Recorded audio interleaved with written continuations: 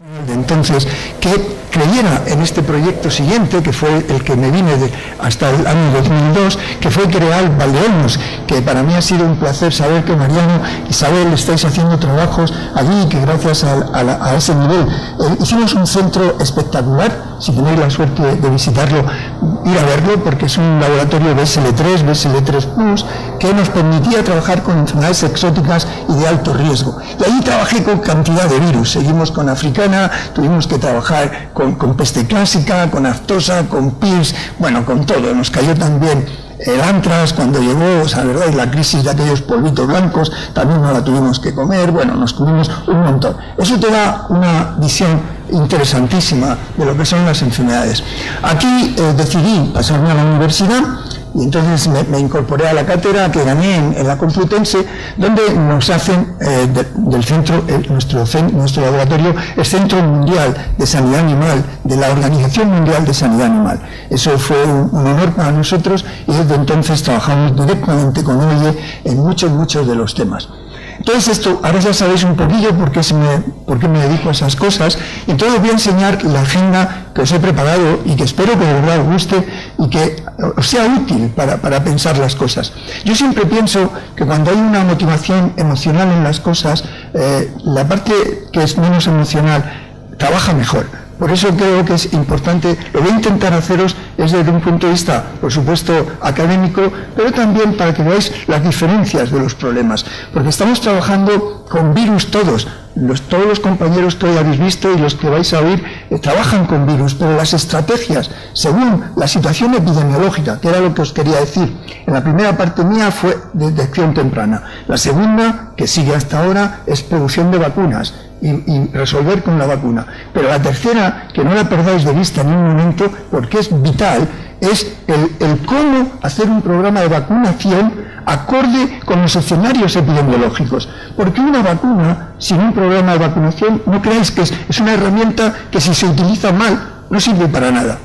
Y la situación epidemiológica no es siempre igual en cada situación. Mariano ha contado muchas de estas cosas, ¿no? También el anterior ponente, ¿no? Que embarazadas, niños. Bueno, esto es vital.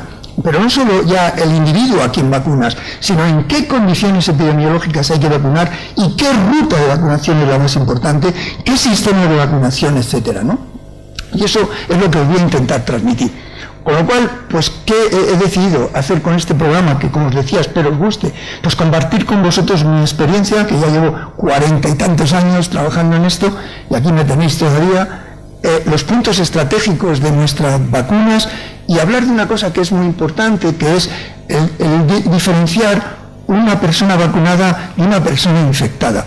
Daros cuenta ahora mismo en la crisis COVID cómo se está moviendo con esa situación. Nosotros en medicina veterinaria lo tenemos resuelto hace mucho tiempo, porque efectivamente en el momento que tú tenías una enfermedad, tus caballos no podían viajar, tus productos no podían salir. Entonces nos dimos cuenta de la importancia enorme que tenía no solo vacunar, sino diferenciar la vacuna del animal vacunado del animal infectado. En humana ya habéis visto, siguen ahí dando vueltas con el sistema, que si pasaportes, que si no pasaportes. Ya veréis cómo resolvimos y cómo seguimos resolviendo eso en medicina veterinaria. Luego os voy a intentar explicar la importancia de la vacunación. Ya os he adelantado algo. La vacuna es una herramienta extraordinaria, la mejor herramienta que tenemos en medicina, sin lugar a dudas. La mejor, porque no hay cosa mejor que la medicina preventiva. Pero si esa herramienta no se utiliza adecuadamente, no sirve de gran cosa tampoco. Luego tenemos que pensar que es una herramienta que tiene que ser adecuadamente utilizada. Después os voy a terminar con eso, con mi trabajo actual, con dos vacunas. Una que es el virus más difícil que hay en la historia de los virus y que llevo trabajando con él desde hace muchos años y que realmente me ha dejado calvo y, en fin, más cosas que os podré enseñar. Es un virus muy complicado en el que también han trabajado eminentes y siguen trabajando eminentes virólogos españoles en diferentes centros, como en el vuestro, y en muchos centros que realmente, y es un virus complicado, más que nada para que veáis la diferencia que hay entre un virus complicado y un virus sencillo. Y entonces os he puesto dos ejemplos, que son los dos virus que os voy a contar. El virus de africana, el virus más difícil que hay, no hay otro como él, ni siquiera el VIH y el VIH, ya lo veréis por qué, y el COVID, que es otro de los virus con el que estoy trabajando ahora, que es un virus muy sencillo con una enfermedad complicada. ¿Os fijáis? Vais a ver la diferencia de modelos y lo que podéis aprender y sacar de ambas cosas. Por último, voy a intentar explicaros una cosa que a nosotros ahora en veterinaria nos preocupa enormemente, que es la vacunación de la vida silvestre. Estamos destrozando nuestra vida silvestre. No sabéis la cantidad de enfermedades que están en vida silvestre y no os podéis imaginar cómo hemos gastado millones y millones en liberar la vida doméstica y la vida silvestre, sin embargo, no la estamos dedicando la importancia que tiene y están haciendo reservorio de enfermedades pues como tuberculosis, como brucelosis, como la peste porcina africana, enfermedades que podían estar resueltas, pero que a la vida silvestre no se ha dedicado. ¿Y cuál es el problema principal que tenemos en vida silvestre? La vacunación, la vacunación. Pero si os fijáis, en COVID también lo que tenemos es la vacunación. No lea la vacuna, como os han contado, está resuelta o prácticamente resuelta a nivel más que general. Pero ¿y esa vacunación? ¿Por qué hay diferencias en vacunar en una zona y en otra? ¿Por qué mientras haya un reservorio en una parte del mundo, todos estamos en peligro, como os voy a demostrar con el virus de Africana? Entonces, ¿cómo podemos realmente llegar ahí? Entonces, os voy a hablar de una experiencia en la que creo, en la que he trabajado y en la que quiero también que sepáis que puede ser, que son las vacunas transmisibles. Esto no gusta mucho a algunas compañías, pero realmente es un tema que conviene que le demos una pensada. Nosotros estamos trabajando en vacunas transmisibles y en vacunas comestibles. ¿Para qué? Pues para que se puedan expresar ciertos antígenos, ciertas proteínas en plantas y que eso permita que podamos inmunizar en ciertos sitios donde realmente sigue la enfermedad. Acordaros de una cosa, mientras no acabemos con la enfermedad en el mundo, seguirá habiendo brotes. Esto es así. Y nosotros, os voy a poner diferentes ejemplos. Con lo cual, nosotros ahora vamos a tener un 70, un 80 quizás, de inmunización en el mejor de los casos, sí. Pero ¿qué pasa? ¿Es suficiente para nuestro entorno epidemiológico? Sí, pero siempre habrá otros que vendrán. Y como veremos también puede haber variantes y una serie de problemas. Hay que eliminar, erradicar las enfermedades si queremos que no nos vuelvan en un feedback. Y esto es un tema apasionante, interesantísimo. Voy a contar también lo que creo que es igual y puede haber diferencias, que es entre la medicina humana y la medicina veterinaria. La verdad es que he trabajado siempre con colegas de medicina humana o que si no son médicos trabajan en problemas de medicina humana y realmente, si os fijáis, no tenemos ninguna diferencia en lo que es la estrategia de buscar una vacuna. Hemos tenido los mismos maestros, absolutamente los mismos que los veis aquí. El tío Luis, pues sin duda uno de los más importantes. Tenemos la misma tecnología, es decir, no es que hagamos tecnología diferente. Tenemos las mismas regulaciones, es decir, para que yo apruebe una vacuna para medicina veterinaria, donde usamos, como os digo, muchísimas vacunas, porque hay más, tenemos más un concepto preventivista en medicina veterinaria, es vital eso, para nuestros mercados, nuestros movimientos, la seguridad alimentaria, es la EMA, exactamente igual que tienen los de medicina humana. Sin embargo, ¿qué puede haber algunas diferencias? Pues fundamentalmente estratégicas. Estratégicas sí que podemos encontrar diferencia. Y de eso os voy a hablar un poco, para que podáis ver las diferencias. ¿Cuál es la estrategia en medicina veterinaria? Bueno, esta es común para humana y veterinaria, conseguir vacunas con un amplio espectro inmunológico. Evidentemente, cuantas más variantes o diferentes cepas podamos proteger, mucho mejor. Este es un tema clave. El segundo, pues que tengamos una rápida y duradera inmunidad. Este también es común en las dos medicinas. Aquí tenemos una diferencia significativa y es que no afecte la presencia de anticuerpos maternales. Este es un tema clave en veterinaria, que no lo tenemos tanto en humana. En humana tú vacunas a las madres, nosotros también vacunamos a las madres porque queremos. Y aquí hay una diferencia importante, que es la placenta humana y la placenta animal. Nosotros no podemos pasar en vacunación a través de la placenta humana esos anticuerpos. Tenemos que hacerlo por calostro. Con lo cual, cuando tú vacunas a una madre me refiero a una gestante animal, pues realmente esa madre tiene una buena respuesta, pero ella no puede transmitirlo a través placentario. Eso es un sistema que tienen los animales para protegerse de situaciones pues, de mucho tipo. Si la hicieran muy permeable, al tener menos seguridad que los humanos pues tendrían mucha mortalidad.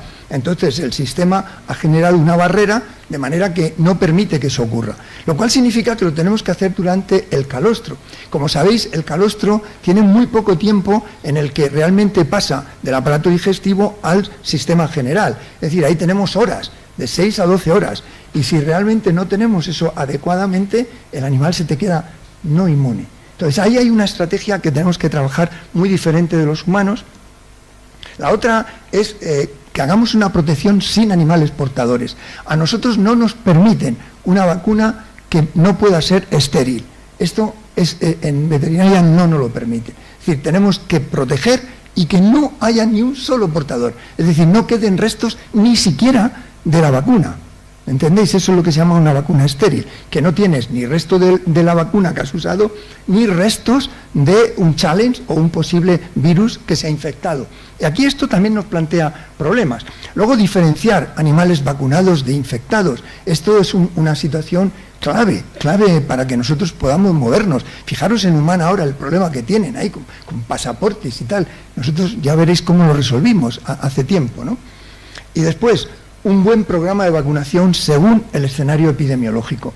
Esto realmente es lo más importante de todo. Por eso, en esta última etapa de mi vida, o sea, habéis visto que ha habido como 3 etapas significativas, ¿no? La primera, Cornell, a mí me ayudó muchísimo porque la España del año 75, no os podíais imaginar lo blanco y negro que era aquello, ¿eh? No lo podéis imaginar. O sea, allí la luz, como no llevaras un mechero, no la veías, ¿eh? Entonces, claro, entras a un país como era entonces Estados Unidos, que aquello era todo luz, ¿sabes? Entonces yo recuerdo que me costó un poco decir, pero bueno, pero a mí me enseñaron una cosa que para mí ha sido la más importante de todas probablemente, y es el sistema de entender las cosas de lo complicado a lo sencillo y transferirlas igual de lo sencillo a lo complicado. Eso se lo debo a ellos, porque sin duda son unos crack en el tema de analizar situaciones y transferir esa información. Aquello me ayudó muchísimo, y también la tecnología que aprendí en virología e inmunología. ¿Sabéis lo que no aprendí allí? Y luego lo he tenido que aprender mucho después. Epidemiología, que es la tercera pata que hay que manejar. La epidemiología es clave. Ahora hay millones de epidemiólogos que salen por la tele todos los días. La mayoría de ellos no son epidemiólogos, pero salen como epidemiólogos, ¿sabes? Y está confundiendo a la sociedad. No sabéis la de epidemiólogos que hay. Ahora hay más epidemiólogos que nada. Nunca ha habido tantos en España. En fin. Por último, si me da tiempo y Raúl no me quita el micrófono, me gustaría contaros una experiencia que hemos hecho en vitro y en in vivo en una isla, en la isla del Aire de Menorca, para ver lo que podríamos hacer con vacunas transmisibles y con vacunas comestibles. Ese es el reto de hoy. Así que, bueno, pues, no sé, espero que aguantéis ahí. ¿Cómo vais? ¿Cómo vais? ¿Vais bien? Bueno, me alegro mucho. Vamos a seguir. Os he puesto un ejemplo solo de la investigación que llevamos ahora mismo, porque luego voy a hablar más de las que estamos realizando, pero de las antiguas, para que veáis una cosa que también marcó mucho mi vida, y es: cuando tú estás buscando una cosa, a veces encuentras otra que realmente ni esperabas, ni te podías imaginar. Y os voy a contar porque fue el ejemplo que más me impresionó en mi vida profesional. Entra una enfermedad que se llama peste equina. Nosotros tenemos unos caballos extraordinarios, yo creo que son de lo mejor del mundo. Para los que a lo mejor no sabéis de caballos, puedo decir que tenemos un plantel de equinos impresionante. Entonces, justo un par de años antes de nuestras Olimpiadas de Barcelona, nos entró una enfermedad. Compramos unas cebras en África para el Zoológico de Madrid. Las cebras vinieron, pasaron la cuarentena en Lisboa, entraron en Madrid y empezaron a morir caballos en la zona de esa estación. Realmente nadie sabía por qué. Habían echado a 2 o 3 trabajadores y la gente pensó que era una venganza, que estaban usando tóxicos, pero realmente lo que era la peste equina, un virus bastante complicado. Y entonces íbamos a producir los Juegos Olímpicos y los caballos ya no querían venir, los países nos querían cerrar, en fin, esas presiones que ocurren y a las que yo, pues la verdad, me he acostumbrado a vivir bajo presión. Entonces, ¿Qué hicimos? Pues bueno, nosotros éramos unos crack en ELISA. Lo primero que hicimos fue montar un sistema ELISA en el que podíamos diferenciar las proteínas para ver qué animales estaban vacunados, pero ahí todavía no podíamos ver el vacunado del infectado, con lo cual no diferenciábamos bien quién estaba infectado y quién estaba vacunado, pero sí, como había muy poca vacuna, pues sabíamos cómo avanzaba la enfermedad. Y entonces para eso hice, en aquella época, las placas ELISA eran de 96 pocillos, no como ahora, que son hasta un pocillo solo. Entonces, pues yo produje esas proteínas, las sacamos en baculovirus, las produjimos y empecé a repartirlas a los laboratorios nacionales de España para que funcionaran y fueran viendo si la enfermedad iba avanzando o no. Esta enfermedad es transmitida por un insecto y realmente, bueno, es una forma maravillosa de expansión. Después de las aerosoles, las vectoriales son lo peor, ¿sabes? Porque tienes que luchar con muchas cosas, y esta era vectorial. Entonces, ¿qué ocurre? Pues los directores de los laboratorios me llamaban y me decían, José, con lo que te costará a ti montar esto, pero es que luego yo realmente tengo que usar la placa para 6 caballos o para 5 caballos, no tengo tantos. Entonces, ¿no podrías adaptar otro sistema que no fuera el ELISA? Entonces, bueno, pues intentamos adaptar el Western blot, que es esto que veis aquí. Y como veis, podíamos ver las proteínas estructurales y las proteínas no estructurales del virus.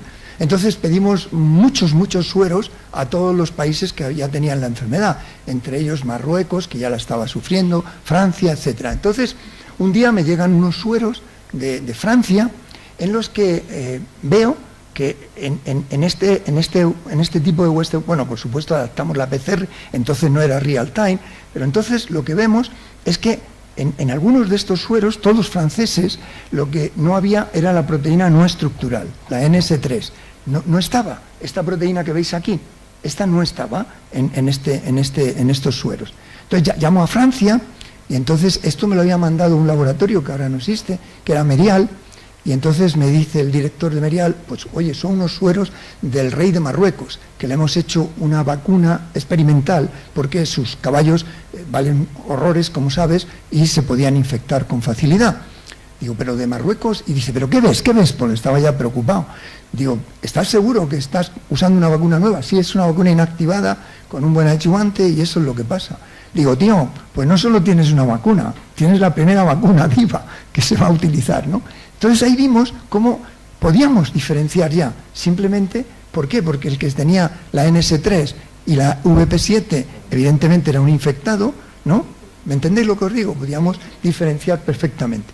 Bueno, pues esto fue un boom, porque después hemos hecho muchas divas con muchas cosas. Ya no voy a contar más experimentos, pero bueno, este es que realmente fue singular, porque yo no iba buscando la diva, iba buscando resolver el problema del ELISA. ¿Os dais cuenta? Es súper interesante el mundo. Ahora os voy a contar mis vacunas actuales. Mis vacunas actuales son una que es una enfermedad que llevo con ella toda la vida. Estoy detrás de convencer a Adolfo de que nos eche una mano, porque realmente estamos bien perdidos con este virus, porque es el virus más complicado que hay. Ahora vais a ver por qué es complicado, que es el virus de la peste porcina africana. Afecta en la actualidad a 4 continentes. ¿Por qué? ¿Por qué afecta a 4 continentes? Porque nunca hemos resuelto, nosotros ahora estamos en ello, el problema de África. Y entonces cuando tú dejas una enfermedad en un continente, en una zona concreta del mundo, y te olvidas, porque dices, bueno, esto es África, esto te rebota, es como el karma, ¿sabéis? Es como el karma. Entonces, en este sentido hay que tener visión real. No vivimos, y menos ahora, en un mundo aislado. Vivimos en un mundo súper globalizado. Y lo que ocurra en cualquier sitio, pues había pasado. Y lo mismo que está pasando con las pandemias, que nos han dado multitud de motivos para que pensáramos, y no le hemos hecho demasiado caso, igual con africana. 3 veces ha salido de África y las 3 veces ha montado un lío impresionante en todo el mundo. Esta más que nunca, porque como os digo, está afectando a cantidad ahora os voy a enseñar.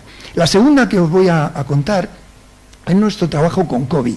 Y vais a decir, bueno, ¿y cómo te da tiempo? Pues la verdad es que muy mal, porque así voy haciéndome cada vez más mayor. Tenemos un equipo muy majo, pero realmente son 2 virus diferentes, ya lo veréis. ¿Por qué? ¿Por qué entramos en COVID? Pues porque las mascotas se están infectando, se infectan, ¿ya? Ahora os voy a enseñar detalles de eso, muy importantes. Entonces, teníamos miedo de dos cosas. Una, desde el punto de vista de salud, de sanidad animal, realmente la enfermedad que generan las mascotas es una enfermedad aguda, grave, que pueda afectar al bienestar animal. La segunda, desde el punto de salud pública, ¿esa infección puede volver a la especie en origen o no? En las diferentes variantes podría darse ese caso. Entonces, bueno, nos pareció un tema tan apasionante que realmente pues aceptamos y bueno, nos dio el Instituto de Salud Carlos III un proyecto dentro de fondos COVID para llevar a cabo. Y os voy a enseñar los resultados que hemos tenido y lo que hemos aprendido también con ese virus. Pero antes voy a entrar con este, porque este es el que me lleva de cabeza desde hace muchos años. Daros cuenta que nosotros logramos erradicar la africana, ahí yo jugué un papel tremendo, sin vacuna. Es decir, erradicar sin vacuna una enfermedad, ¿sabéis? ¿Qué me dices? Con lo que me ha costado subir aquí. Hurry up, ok, hurry up. Bueno, pues nada, el problema es que la teníamos aquí. Se ha escapado 3 veces y esta última, fíjate la que ha liado. Entonces voy a ir un poco rápido. ¿Qué tiene este virus que lógicamente no tienen otros virus? Pues cosas que son tremendamente interesantes para que os veáis la diferencia que hay. Este virus primero tiene un tamaño bestial, y ahora veréis cuando os enseñe COVID, pues realmente COVID es como el hermano no pequeño, es como el hermano súper enano de un virus como este, ¿no? Este es un DNA, tiene 170, 190 pares de kilobases. Eso, imaginaros qué pedazo de virus tenemos, es un virus increíble. Su estructura todavía no la conocemos del todo, es decir, todavía no tenemos claro qué papel juegan determinadas proteínas o determinados genes. Es complicado entender eso. ¿Y por qué es complicado?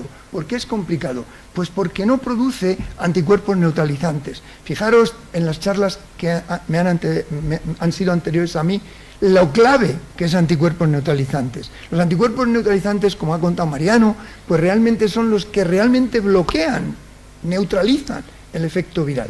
Imagínate en un virus que no lo tengas. El VIH produce neutralizantes, lo que pasa es que tiene una maquinaria de variabilidad tan bestial que cuando tú ya has reaccionado, ¡bum!, te ha cambiado. Y eso pero es que este también, este tiene una gran variabilidad genética y antigénica, no tanto como el VIH, que es el campeón, ese es el campeón del mundo en variabilidad, ¿no? Pero también la tiene, ¿no? Entonces, fijaros que además las cepas son de alta virulencia, algunas de ellas no le dan ni capacidad al sistema inmuno de defenderse, no producen neutralizantes y por lo tanto tampoco hemos podido desarrollar un test in vitro. Es decir, todo lo tenemos que ensayar in vivo, porque es la única manera de que veamos diferencias, lo cual imagínate lo que supone eso en tiempo y en dinero. Con lo cual, por eso, la falta de vacuna hasta ahora, comercial, y también que hemos tenido que en vez de hablar de serotipos, que es lo lógico para tipar virus, hablamos de genotipos, basado en una proteína que es súper estable y solo estudiamos pequeñas variaciones, pero esa proteína ni juega un valor importante en la protección, ni tampoco en la inducción de inmunidad. Con lo cual, veis que es un virus complicado. Realmente, de todas las vacunas que se han enseñado hasta ahora, las únicas que tienen cierto nivel de esperanza es una vacunas de tipo atenuado. Ahora hablaremos de lo que es eso, si me deja mi amigo. Decía que era amigo mío, pero ya veis. Bueno, estamos trabajando con un proyecto europeo. Europa, ante el problema tan grave, de verdad que es gravísimo lo que está ocurriendo con esta enfermedad, pues sacó una convocatoria especial, a la que nos presentamos siete diferentes grupos, 7 consorcios, y tuvimos la suerte de realmente que eligieran nuestro proyecto, ¿no? Es un proyecto importante en el que tenemos muy buen consorcio y una buena financiación, que como sabéis en la investigación es un tema complicado. Trabajamos con los mejores laboratorios de Europa que en esta enfermedad, con los que más experiencia tenía, y en el exterior, pues con los chinos, porque realmente están montando un lío escandaloso. No os podéis imaginar, si con COVID la han montado, con esta no os podéis ni imaginar lo que va a ocurrir. También estamos trabajando con los rusos y también estamos trabajando con los africanos. ¿Para qué? Para ensayar nuestra vacuna en África y por fin terminar con ese ciclo de producción permanente que nos pone a todos en riesgo mientras el virus esté en una zona, ¿no? Este proyecto tiene 3 objetivos fundamentales: el hacer una vacuna efectiva, segura y por supuesto viva, el desarrollar los métodos de diagnóstico DIVA adecuados a esa vacuna y, lo más importante, un programa de vacunación y control según los escenarios epidemiológicos que están en este momento en el mundo. Tenemos 3 prototipos. Los estamos haciendo tanto en doméstico como en jabalí. En jabalí es donde tenemos realmente el problema de más difícil de control, porque los jabalíes pues, van a su tipo. Ahí tenemos la primera publicación que hicimos de una vacuna oral, porque al jabalí o le vacunamos oralmente o no hay forma de que realmente podamos inducir. En doméstico, con la intradérmica nos va formidable, pero increíble, porque además la intradérmica no tienes que cambiar aguja ni nada de eso. Es un sistema, aparte de que la presentación antigénica en intradérmica es apasionante, ¿eh? Es apasionante. Ya me voy, socio, ¿qué quieres que te diga? Bueno, os iba a contar los avances que hemos hecho, pero la verdad es que están funcionando muy bien. Dejadme que os cuente un poquito de COVID, solo un poquito. Hemos hecho un estudio hasta ahora en 1900 y pico animales, 830 gatos, 901 aquí, perros, hurones, linces. Linces lo hemos añadido porque a mí me preocupa mucho la vida silvestre y, como sabéis, el lince está en periodo de extinción y muchos de los problemas que hemos visto es que somos los humanos los que estamos contaminando a las mascotas, y como sabéis el lince está muy necesitado del apoyo humano hasta que logremos recuperar suficiente población. Entonces, si encontrábamos ese tema, queríamos controlar que los parques donde estamos intentando preservar esa raza, pues no se infecten, ¿no? Y después los bisones, que eso es espectacular, la que han montado, porque han montado un virus que es capaz de devolverlo al humano. Con lo cual, bueno, pues como la cosa no tengo mucho tiempo, sí deciros que estudiamos en las diferentes especies. La primera que nos ha sorprendido es que de las 3 mascotas que más tenemos los humanos ahora, que son perro, gato y los hurones es ya una mascota más en las familias españolas. Bueno, pues el que más se infecta es el perro. Es impresionante, y el 90 y tantos % de la fuente de infección es siempre del humano, sea propietario o sea cuidador. Lo que hemos hecho ahí ha sido estudiar mecanismos de infección, cómo se infectan nuestras mascotas. Realmente hemos hecho un ensayo precioso sobre infección vía oral. Esto lo hicimos mediante unos sprays que hemos metido. Ahora os enseño, si me deja Raúl, 5 minutos. Vale, Raúl, muchas gracias. Esto es un amigo. Entonces hemos hecho una por aerosol y hemos hecho una por vía digestiva para ver si realmente el animal que estaba infectado podía infectar a otros animalitos con los que conviviera. En concreto, si dejaba virus a nivel de superficies. Entonces es curioso, porque además hemos desarrollado una esponja que nos permitió ver que realmente en las superficies el COVID aguanta muy poco. Y a pesar de que la gente está dándose al alcohol, veíamos que no era necesario ese tema, que el tema es aerosol, fundamentalmente. Entonces esto lo vimos y efectivamente hemos comprobado eso también. ¿Cómo usamos esto? Bueno, nosotros tenemos también en el nuevo sitio, en mi universidad, en la Complu, tenemos también un BSL3 Plus.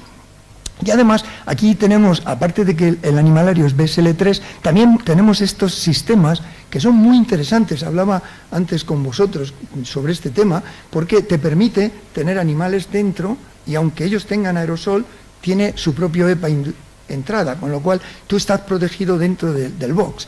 Este es un tema muy interesante para lo de los monos que hablábamos, Mariano, creo que es importante. Entonces, bueno, con esto es con lo que nosotros trabajamos, y aquí hicimos el ensayo, y bueno, pues como no me va a dejar pues os cuento que se infectan tanto por vía oral como por vía digestiva, por las 2 vías. Tienen, como veis, PCRs muy similares en todos los órganos, tanto en uno como en otro, y luego lo que vimos es que realmente la lesión que producen es una lesión importante. Esta es la sala de necrosias nuestra.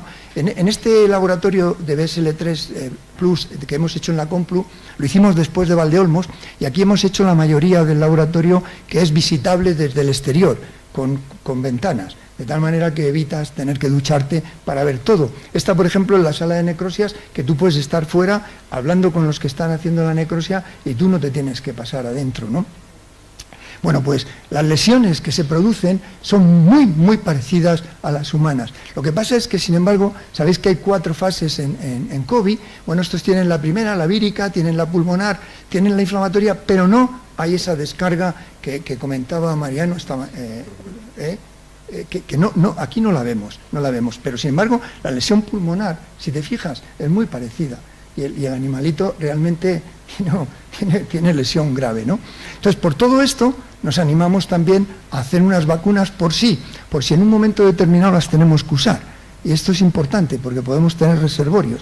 Entonces hemos usado dos tipos de vacuna, la S y también una inactivada. Os voy a enseñar los resultados con la S, que hemos visto, bueno, el vacunado limpio como una patena, el control, como veis, en muchos órganos con sus PCRs, además con CTs bajas, o sea, con cantidad viral muy importante. Y nada, también esto nos ha animado a hacer un DIVA, pero curiosamente, fijaros qué curioso, en COVID es muy fácil hacer un DIVA, porque como sabéis las vacunas son fundamentalmente basadas en S, con lo cual tenemos la proteína N, que puede ser la marcadora de infección, con lo cual un S positivo y una N negativa es un vacunado, una S positiva y un N positivo es un infectado, tan sencillo como eso, no complicaros. En el gato, sin embargo, no lo podemos hacer. ¿Por qué? Porque nos hemos encontrado que nos reaccionan algunos gatos que no son COVID positivos, nos reaccionan con la N.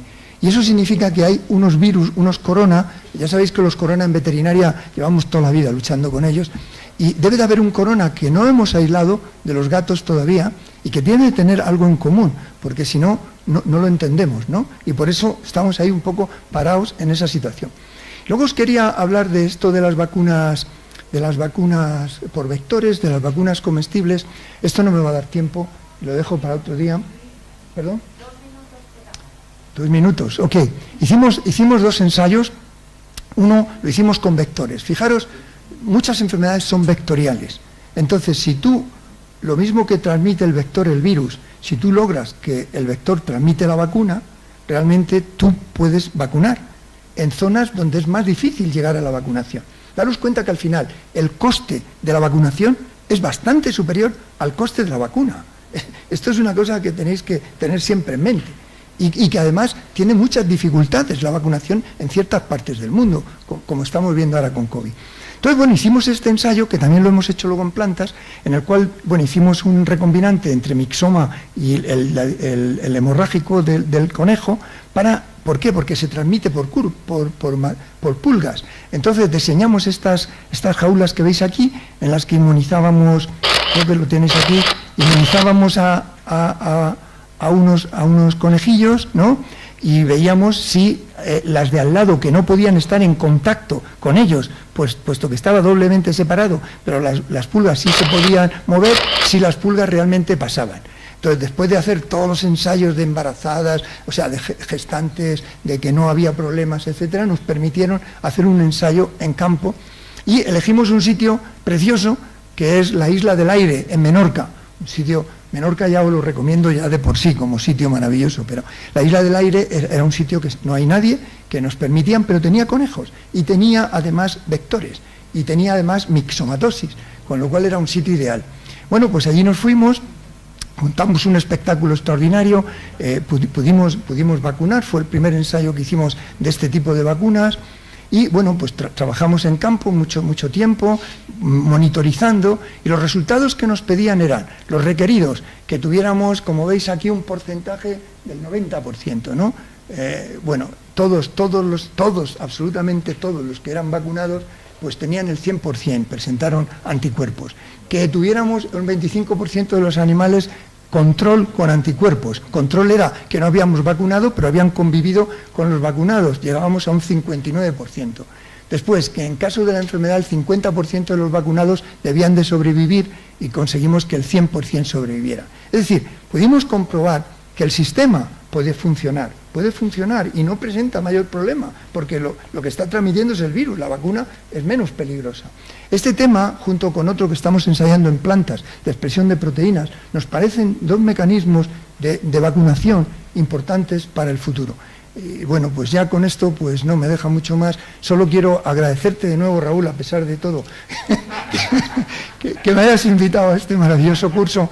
También a la Unión Europea y al Instituto de Salud Carlos III por financiar la investigación que os he contado, aunque sea rápido, y sobre todo pues a todos vosotros por estar conmigo y con nosotros esta mañana. Muchísimas gracias de corazón.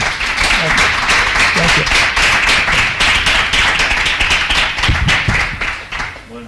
Muchas gracias. Espero no haberte hecho sufrir.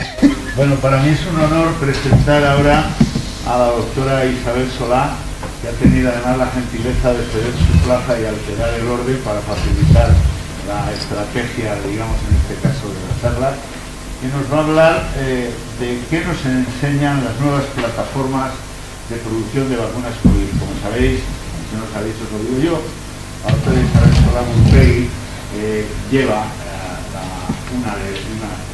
otra de las vacunas que pueden ser de producción española, que es una vacuna que pretende ser esterilizante y que lo puede ser, y que os lo va a contar ella de primera mano, porque además es una de las pocas. Esta mañana habéis oído a algunos de los ponentes y a la ministra que hay 200, no sé cuántas vacunas, 87 creo que ha dicho en el programa de la ONU. Bueno, pues si miráis fijo, y si miráis la letra pequeña, os daréis cuenta, podéis consultar que solo hay 2 atenuadas. Ella nos lo dirá por qué. Adelante, Isabel, cuando quiera. Gracias, Raúl, por la invitación a este curso, por permitirnos compartir nuestro trabajo y aprender de los ponentes todo lo que estoy aprendiendo. Está siendo un placer. A diferencia de los anteriores ponentes que han trabajado con distintos virus a lo largo de su carrera investigadora, yo he trabajado fundamentalmente en coronavirus en todo este tiempo. Y los coronavirus, como se ha hablado hasta ahora, son una familia de virus que infectan a animales invertebrados, aves, mamíferos, por supuesto a los seres humanos.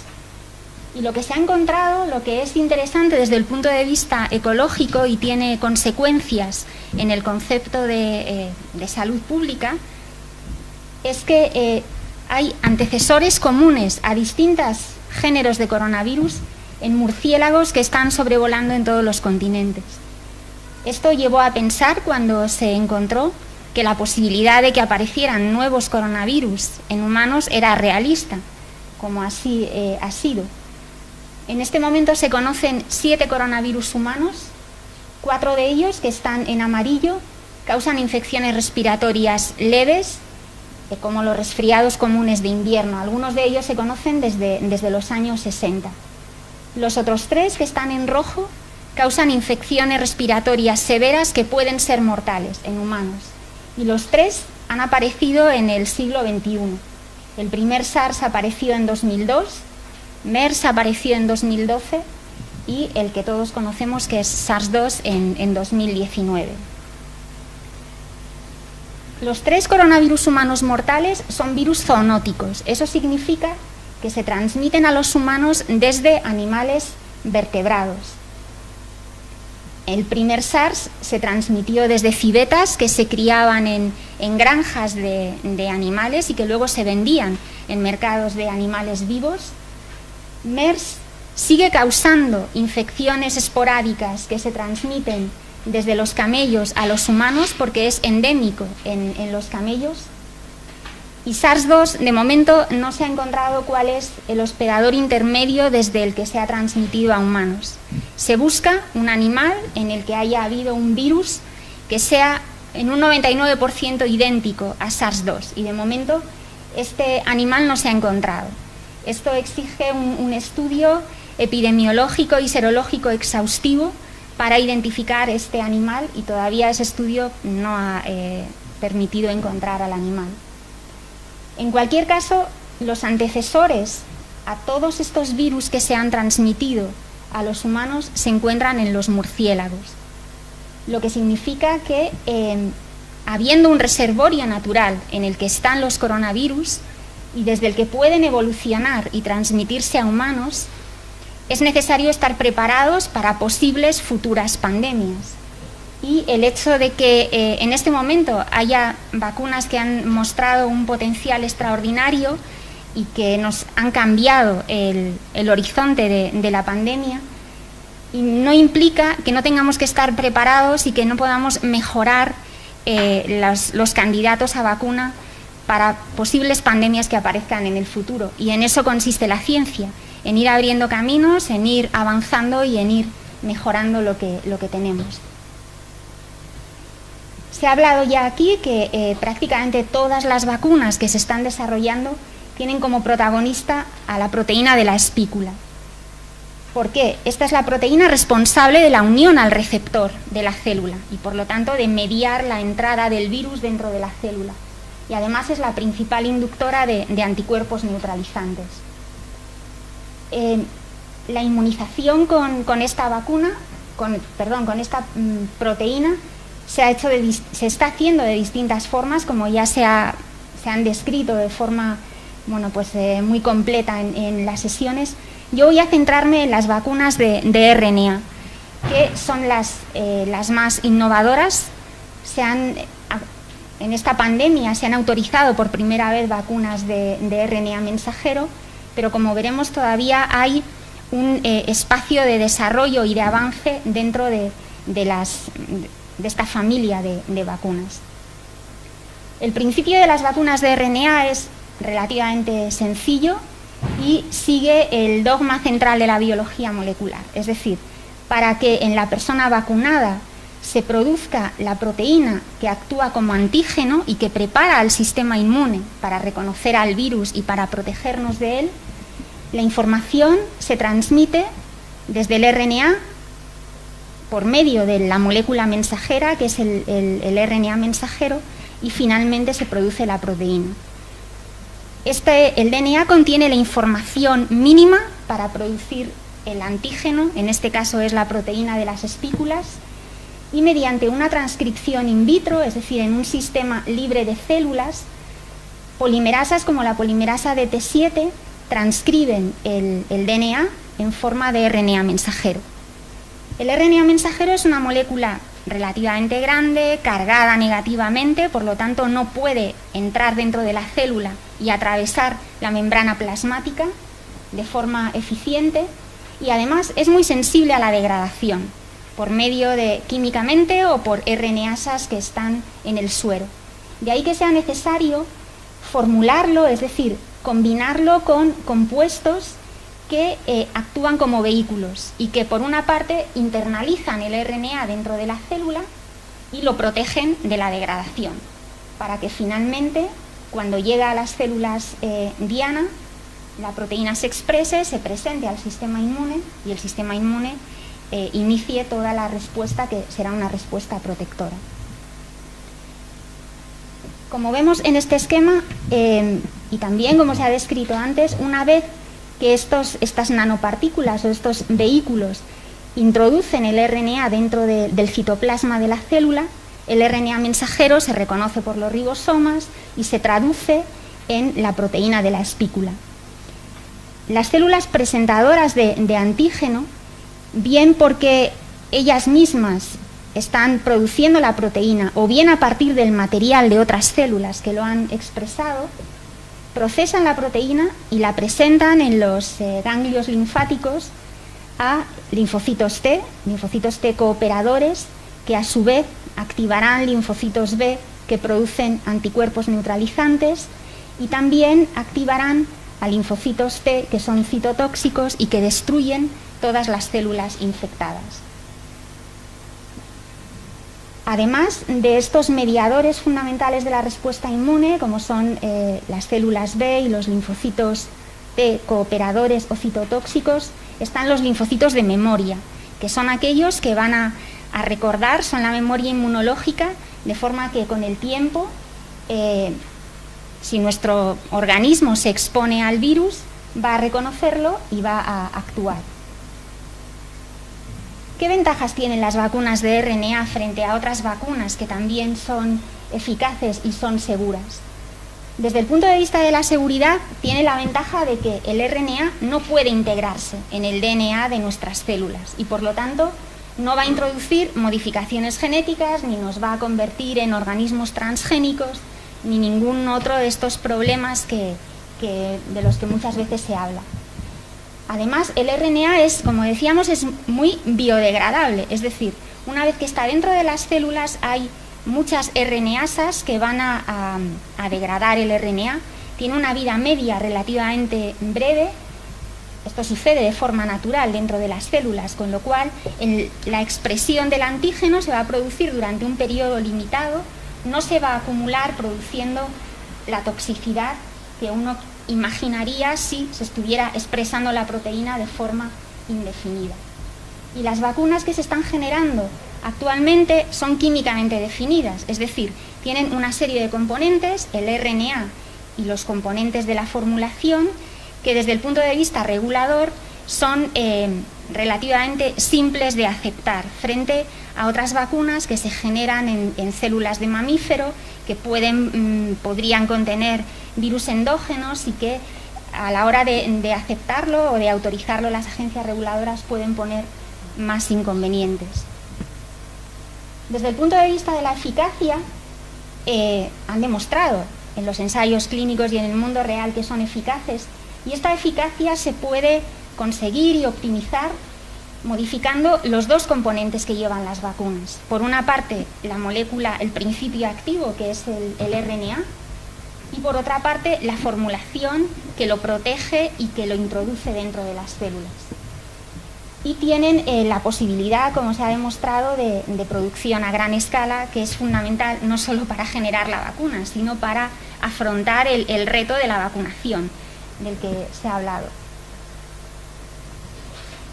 Optimizar el RNA mensajero implica conseguir que aumente su estabilidad, precisamente porque, como decíamos, es una molécula muy sensible a la degradación, que aumente la traducibilidad, es decir, que la eficiencia con la que ese RNA se convierte en proteína sea mayor, y implica también jugar y regular la inmunidad innata.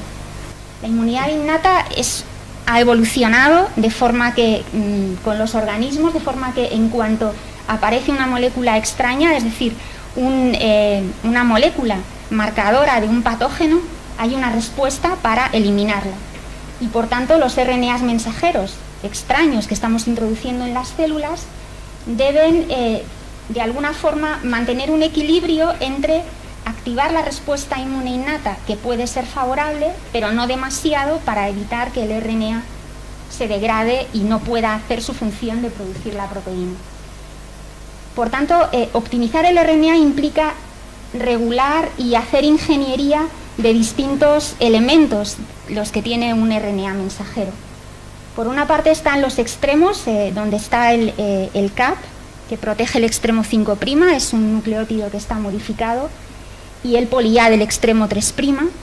Estos son elementos protectores de la degradación del RNA por parte de RNasas específicas que empezarían a degradar desde los extremos. Otra forma de aumentar la traducibilidad del RNA mensajero es optimizar la secuencia codificante por medio de codones que estén optimizados para encontrar en la célula aquellos RNAs de transferencia que son más abundantes en cada especie. O modificar también las regiones 5' y 3' no traducidas, que están limitando a la secuencia codificante y que son fundamentales para mejorar el proceso de traducción. Como decía, uno de los problemas con los que se encuentra un RNA mensajero extraño cuando lo introducimos en la célula y pretendemos que dé lugar a una proteína es la activación de la inmunidad innata.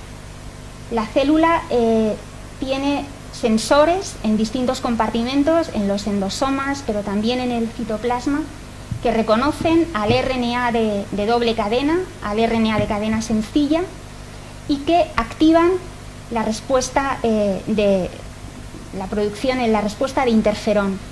Esta respuesta inmune innata tiene varios efectores. Algunos de ellos lo que hacen es degradar el RNA a través de RNasas como la RNasa L.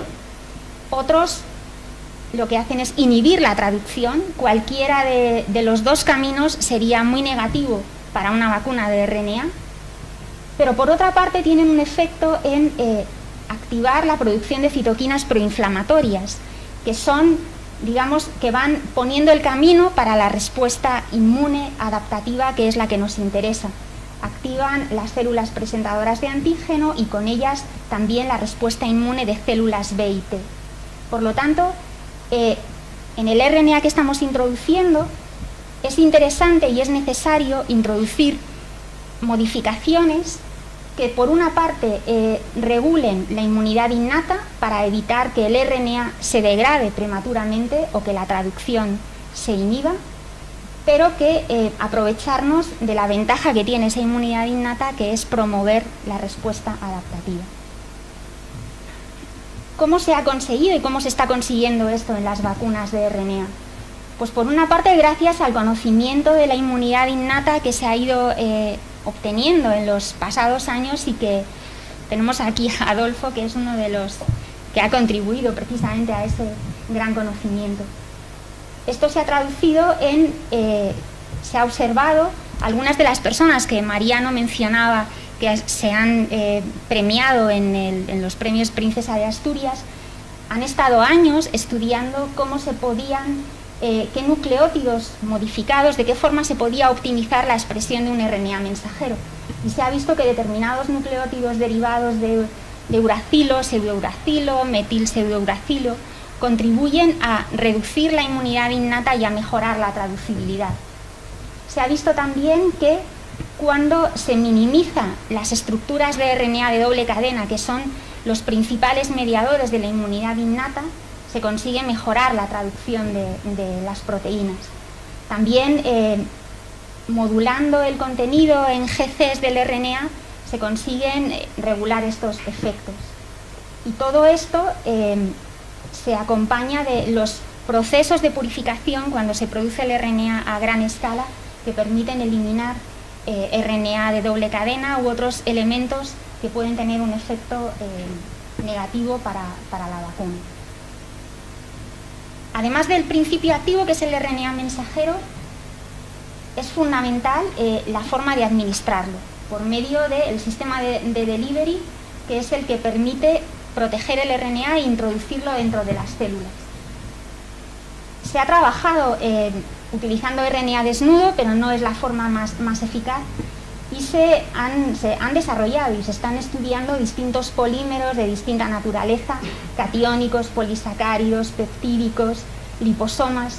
Quizás los más desarrollados, que son los que se están utilizando en las vacunas actuales, son nanopartículas lipídicas que tienen 4 componentes, entre ellos lípidos catiónicos, colesterol, polietilenglicol, y que han conseguido un efecto óptimo a la hora de vehiculizar al RNA y protegerlo. Y en parte de la naturaleza de este sistema de delivery depende la estabilidad que tenga la vacuna y los problemas logísticos mayores o menores que pueda tener. Como sabemos, hay vacunas como la de BioNTech y Pfizer que necesitan conservarse a -70, la de Moderna puede conservarse a -20, y hay otras que su propósito era que se pudieran conservar a temperatura ambiente, de forma que no hubiera inconvenientes logísticos a la hora de conservar estas vacunas. Aquí, como veis, las primeras vacunas de RNA mensajero se han autorizado a propósito de la pandemia, pero años atrás todas estas compañías que ahora conocemos, como BioNTech, CureVac o Moderna, ya llevaban tiempo y años trabajando en las vacunas de RNA mensajero. De hecho, el primer ensayo clínico lo empezó CureVac en el año 2013. Y aunque parece que ha sido algo, algo extraordinario, la capacidad que tienen las vacunas de RNA para proteger, porque tanto la vacuna de BioNTech como la vacuna de Moderna han tenido una eficacia en los ensayos clínicos y después una efectividad en el mundo real de más del 90%, no todo es tan obvio como parece, y otros candidatos RNA mensajero, como la vacuna de CureVac, en la primera fase los primeros ensayos de protección que se hicieron en humanos, han tenido unos niveles de protección diferentes. Es decir, no todo es tan sencillo, sino que todos estos elementos de los que hablábamos tienen que estar óptimamente modulados para conseguir esta efectividad que hemos visto con estos dos candidatos. ¿A qué se debe como aprendizaje, a qué se debe el que esta vacuna de CureVac haya tenido menor eficacia? Bueno, pues podría ser, es una vacuna en la que no se utilizan nucleótidos modificados, como pseudouracilo o otras modificaciones químicas.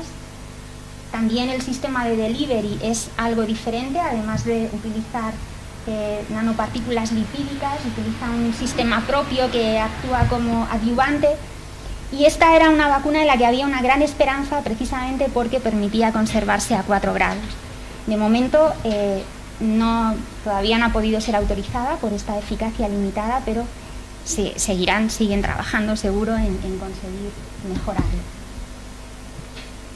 Las vacunas de RNA de las que he hablado hasta ahora son vacunas de RNA mensajero, sintético, no replicativo, pero hay una segunda generación de vacunas de RNA a la que pertenece el candidato a vacuna que estamos desarrollando en nuestro laboratorio, que están todavía en proceso de desarrollo, pero que todavía tienen posibilidades de demostrar su potencial.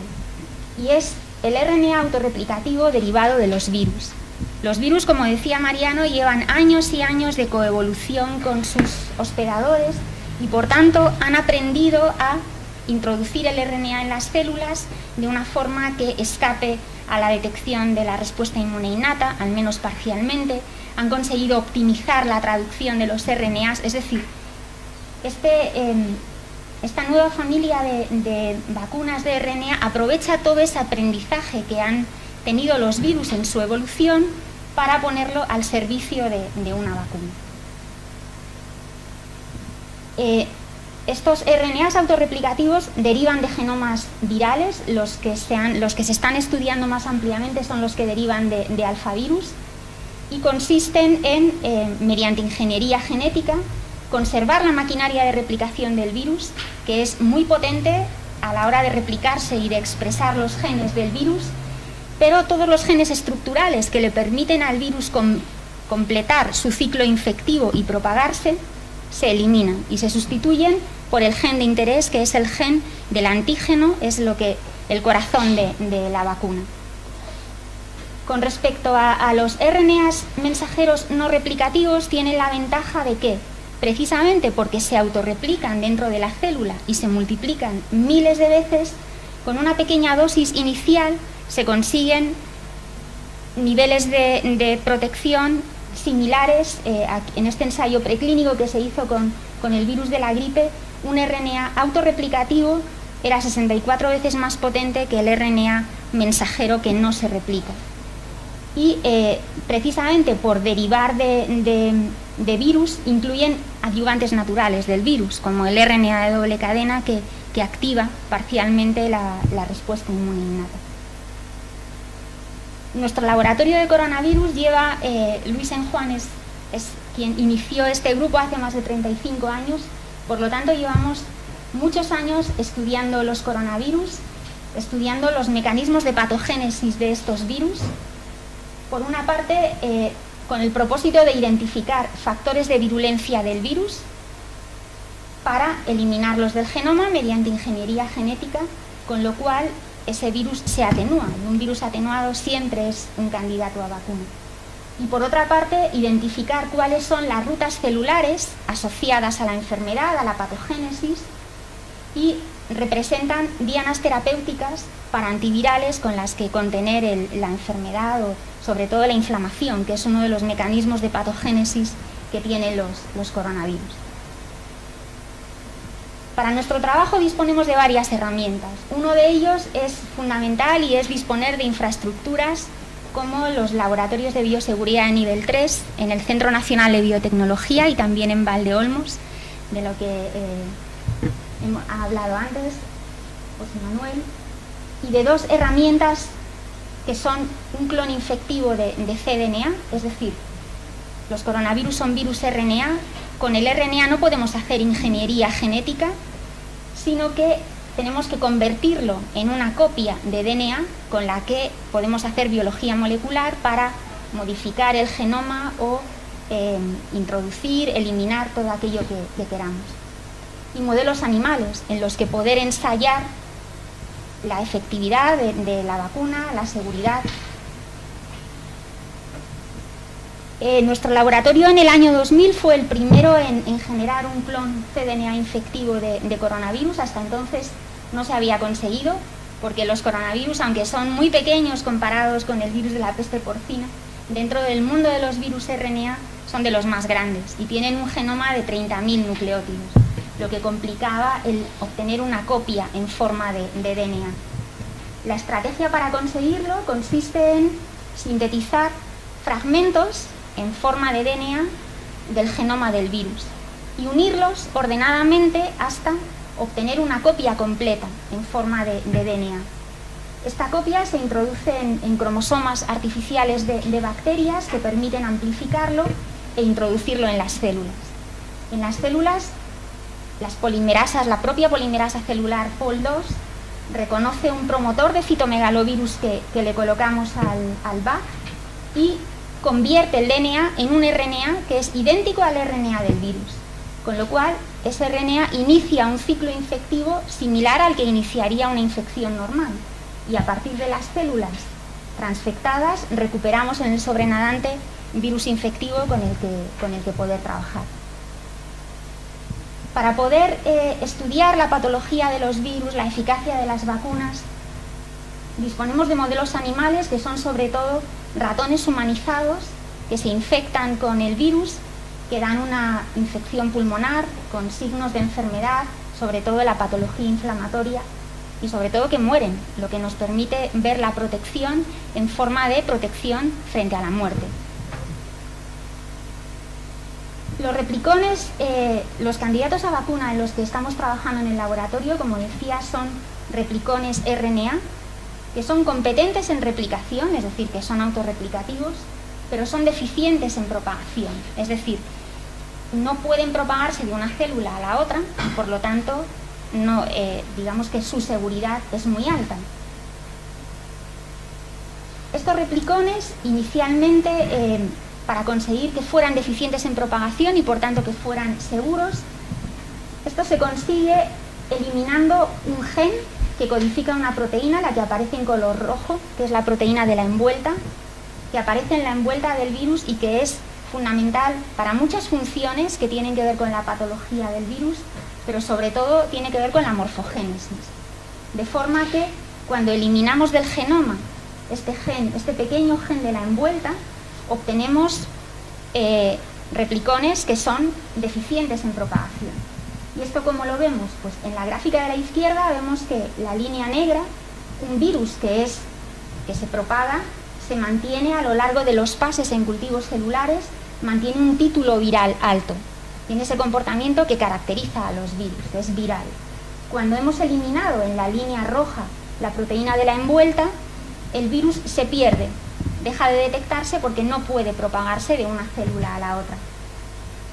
Sin embargo, cuando le damos, complementamos en trans con la proteína de la envuelta, el virus recupera la capacidad de propagarse y vemos que por eso la línea roja sube y ya tenemos un virus que se propaga.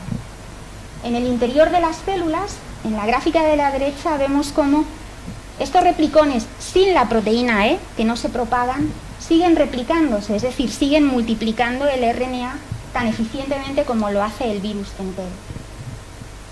Y si miramos dentro de las células, lo que sucede con estos replicones de RNA es que forman unas estructuras, las que están dentro de las vesículas, que recuerdan a las del virus completo, con la diferencia de que la mayor parte de ellos están inmaduros, no son tan densos a los electrones, las vesículas tienen un número menor de partículas virales, todo esto justifica el que no puedan propagarse.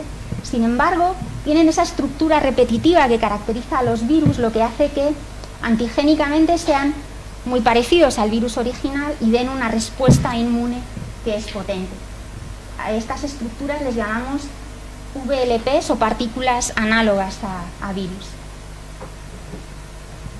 Los coronavirus incluyen, además de la proteína de la espícula, que es fundamental para inmunizar, incluyen otros genes que sabemos que no son esenciales para la replicación del virus, pero que contribuyen a la virulencia, porque precisamente su función consiste en interferir con la respuesta inmune innata, de forma que cuando se eliminan estos genes, el virus se atenúa. Y por tanto, en el desarrollo de nuestra vacuna, Esta es una vacuna que hemos desarrollado frente a MERS, el otro coronavirus humano mortal, que tiene una mortalidad del 35%, aunque no se transmite muy bien entre humanos, afortunadamente. En esta vacuna se han eliminado todos estos genes que interfieren con la respuesta inmune innata para añadir una mayor atenuación. Y el efecto que tienen estos genes accesorios, cuando eliminamos, por ejemplo, la proteína 4B en la línea roja, se ve que un virus wild type, la línea negra, causa pérdida de peso en los animales y todos los animales mueren en los 7-8 días siguientes a la infección. Sin embargo, cuando eliminamos la proteína 4B, los animales pierden peso inicialmente, pero se recuperan y todos ellos sobreviven. Además, el hecho de eliminar la proteína 4B de estos virus, lo que hace es disminuir la respuesta inmune innata. Las columnas rojas corresponden a estos virus atenuados, comparados con las columnas negras del virus wild type. Se disminuye la respuesta inmune innata, la respuesta inflamatoria, caracterizada por interleuquinas como la interleuquina 6 y otras quimioquinas. Por lo tanto, la posibilidad de causar patogénesis en el animal es menor. Y la forma de administrar estos replicones en los que hemos eliminado la proteína E, que es necesaria para la propagación, y otros genes de virulencia, es utilizando líneas celulares empaquetadoras que proporcionan al RNA autorreplicativo, le proporcionan en trans la proteína que le falta para poder propagarse, que es la proteína de la envuelta. Por eso el proceso consiste en introducir en líneas celulares el DNA del replicón. Dentro de la célula el DNA da lugar a RNA autorreplicativo que se multiplica a sí mismo miles de veces, expresa proteínas del virus necesarias para formar estas partículas similares a virus, y solamente cuando le damos en trans la proteína de la envuelta puede formar partículas con las que administrar a la persona vacunada. En la persona o en el animal vacunado la proteína de la envuelta no se está expresando en ninguna célula y por lo tanto no pueden complementarse y no puede propagarse. De esta forma, los replicones de RNA de MERS, que es el candidato que hemos desarrollado en los últimos años, han perdido 5 genes, hemos eliminado el gen de la envuelta y todos los genes accesorios y conservan la maquinaria de replicación, por eso son autorreplicativos, y no solo la proteína de la espícula, sino también otras proteínas del virus, como la proteína M y N, que también contribuyen a la inmunidad. De hecho, en los estudios que se han hecho durante la pandemia con SARS-2, se ha visto que en personas infectadas de forma natural se generan anticuerpos neutralizantes frente a la proteína S, pero hay una respuesta celular también frente a otras proteínas que no son la proteína S, que se propone que contribuyen a conseguir una inmunidad más completa. Y los replicones en los que estamos trabajando incluyen estas otras proteínas virales para ampliar y potenciar la inmunidad. Con estos replicones se ha demostrado en modelos animales que están atenuados, es decir, a diferencia del virus completo, son siempre las líneas negras que causan pérdida de peso y la muerte de los animales.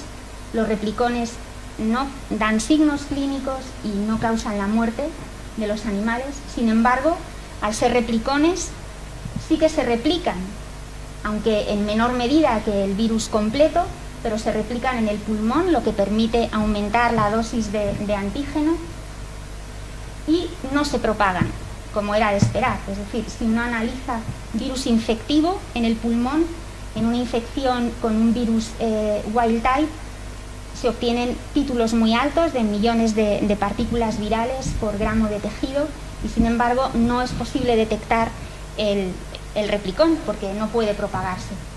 Y lo importante, cuando analizamos la protección en una inmunización intranasal, los animales que se han vacunado con estos replicones están protegidos al 100%, es decir, no hay signos de enfermedad y todos ellos sobreviven cuando se desafían los animales con el virus, que lo que hacen los animales que no están inmunizados es que se mueren en unos pocos días.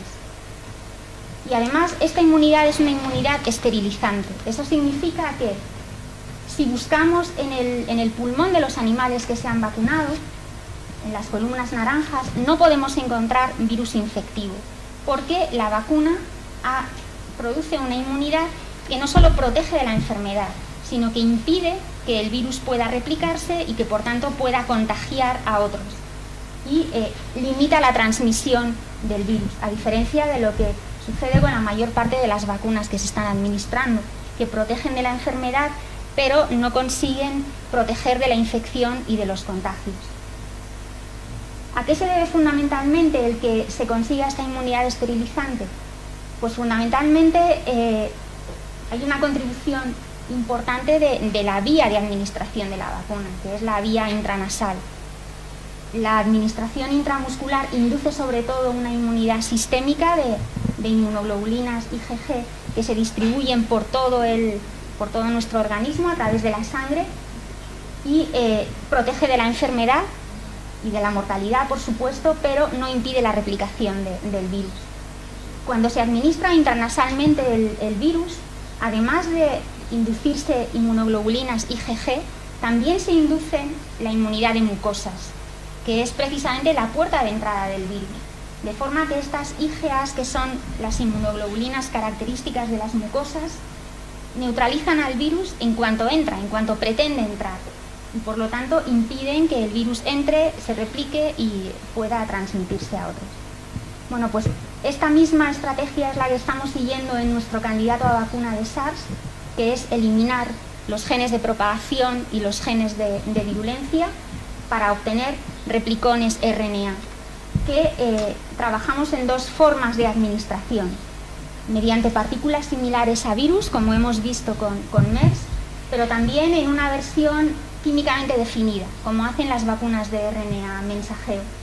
Es decir, sintetizando in vitro el RNA del replicón, combinándolo con polímeros y formando nanopartículas con las que inmunizar. Y este es el momento en el que nos encontramos de desarrollo de nuestra vacuna, que está llevando más tiempo, es un sistema más complejo, que requiere más investigación. Y por último, el agradecimiento a todos los que durante todos estos años han contribuido en el laboratorio a los avances en coronavirus y en que llegar hasta este punto de la vacuna. Y gracias a todos vosotros por escucharme y por estar aquí.